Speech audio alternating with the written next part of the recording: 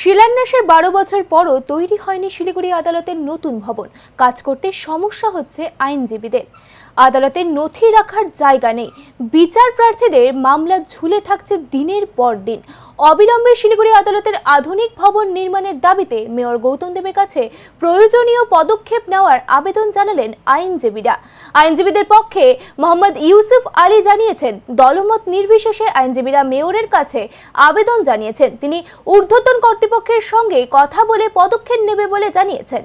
কাছে আসছিলাম, আমরা একটা লিখিত রিপ্রেজেন্টেশন ওনাকে দিলাম এবং যেটা আমরা ডেপুটেশন ম্যানারেই দিলাম ওনাকে।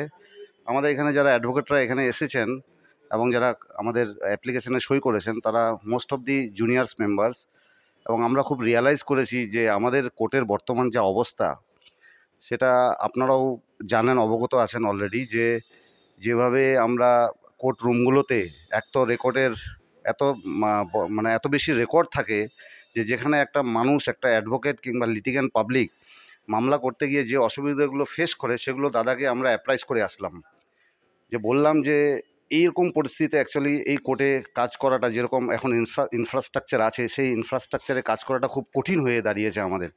তার মধ্যে আমরা লিটিগ্যান্ট যারা আছেন, যারা কেস করেন, যাদের মামলা পেন্ডিং আছে, সেটাও যদি আপনি দেখেন যে এক একটা মামলা 6 মাস, বছরখানেক পরে ডেট পড়ে।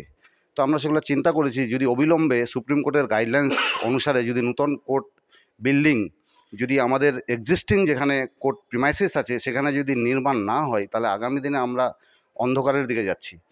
মেয়র গৌতম দেব জানিয়েছেন, বিষয়টি নিয়ে আইনমন্ত্রীর সঙ্গে কথা হয়েছে। দ্রুত আদালতের নতুন ভবন নির্মাণের কাজ শুরু হবে। এসেছিলেন, তাদের একটা ডেপুটেশন দিয়েছে কোর্ট বিল্ডিং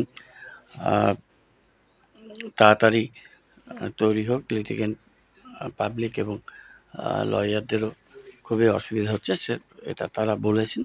তার সাথে আমি আলোচনা করেছি। আমি তাদের বক্তব্যটা মানে যে জায়গায় বললে বিষয়টি বিবেচিত হবে সেখানে আমি কথা বলবো। অলরেডি আমি আইনমন্ত্রীর সাথে বিষয়টা নিয়ে প্রাথমিক আলোচনা করেছি।